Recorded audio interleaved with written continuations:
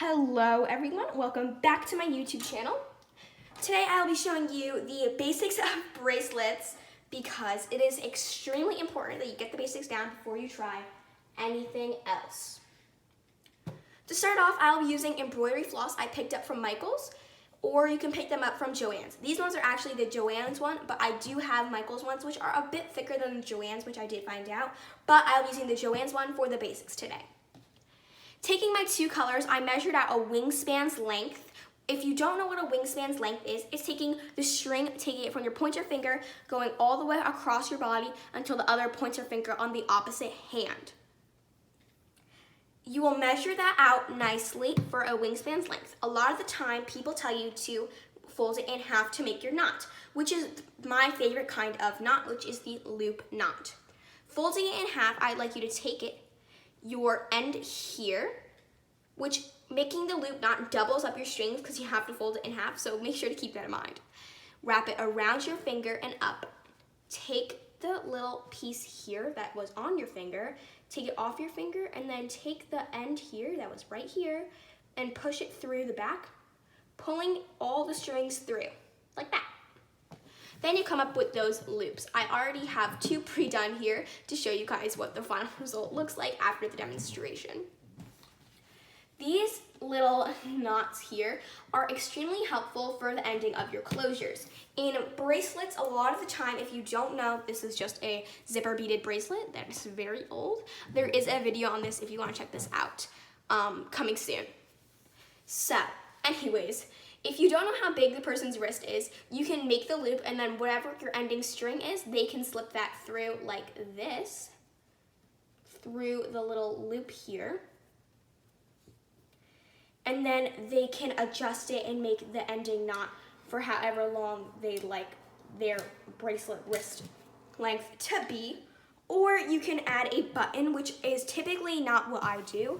But if you'd like to see a video on it, make sure you let me know in the comments, because I can most certainly make a video for it. But anyways, a button normally goes at the very end of your bracelet. Imagine it's done. And you basically just slip it on the bottom and make knots, and then you can easily just slip that through to hold securely your loop. I personally like making these string sliding closure, which I'll be demonstrating on this bracelet in another video that is coming out in approximately a couple weeks. So get ready, but basically you overlap these and then you just string them through, which I'll show you on this chevron bracelet at another time. But right now we're focusing on the basics. Things you'll need to know are that you always want to secure your bracelet like I have done here with tape, or you can do it with the clipboard, or you can pin it down onto like some fabric or something. I personally do not like pinning it. I am more of the Scotch tape. You could also use duct tape. I just think the Scotch tape is just cheaper and faster. Anyways, after you do that, feel free to then separate out your strings nice and organized. Taking your strings, you'll have to make forward and backward knots, because those are the two basic knots you need to learn. A forward knot is by taking the outer string, making a 4 like this. Well, that's a very wonky 4, but like a 4 like that, taking the tail and wrapping it under. I'll show you a couple more times and walking you through so that you get really used to it. 4, take the tail, wrap it under and pull through. 4, take the tail, wrapping it under, and pulling through. Now time to learn the backwards knots. Backwards knots are almost the same thing as a forward knot, except you're making it backwards. Taking the outer string, crossing it over, making this backwards 4, pulling under the tail and up through. 4, making it up backwards, taking the tail, pulling it through. At first, if you just work on forward knots, when you finally switch over to backward knots, you will have a difficult time making them, and your hands will not become as much of a muscle memory as your other, brain fart. Your hands will have more muscle memory with the forward knot if you just do forward knot and then try and switch over to backwards. So I highly suggest doing forward a couple times, then backwards for practice, because I did it when you get muscle memory with this one, and then you have to reteach your hands to make this one.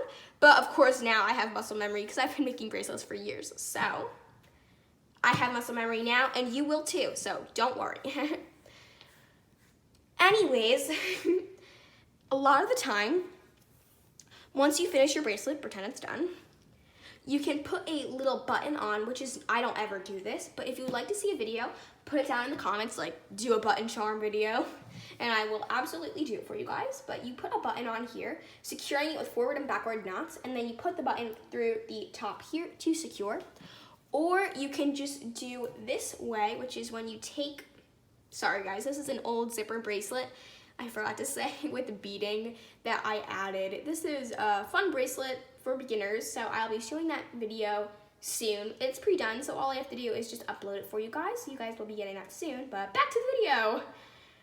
Then they can just slip the ends through the loop and make it however adjustable they like, and then of course just tie a little knot to secure.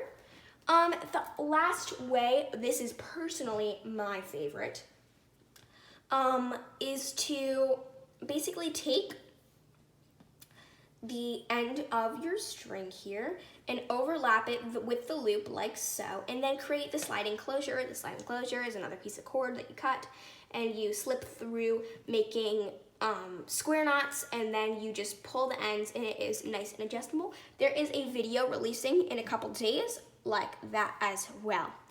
So this is basically all the basics that you'll need to know. Make sure to always have on hand with you some scissors to cut your string and some tape or a clipboard or a pin. Make sure to have those with you, and that's really the basics, you know, the forward, backward knots. I would also like to point out that on my channel, I like to do things in a very organized fashion, so I will be telling you guys a couple of bracelets that are coming in the future, that a lot of them are beginner bracelets. I always write on the titles of my videos what's beginner, intermediate, and advanced. A beginner video, for example, is like a zipper cord bracelet. A chevron might be an intermediate bracelet. And then an advanced bracelet would be a wave bracelet. I don't have one on hand to show you, but you'll obviously see them coming up soon, so I'd like to just let you know that. So thank you guys so much for watching this video, and I hope you're having an amazing day. Make sure to like and subscribe if you like my videos, or if you like this video in particular. Make sure to write down in the comments if you have any questions, and I will be making videos and responding to you guys. Thank you guys so much for watching, and I'll see you guys soon. Bye!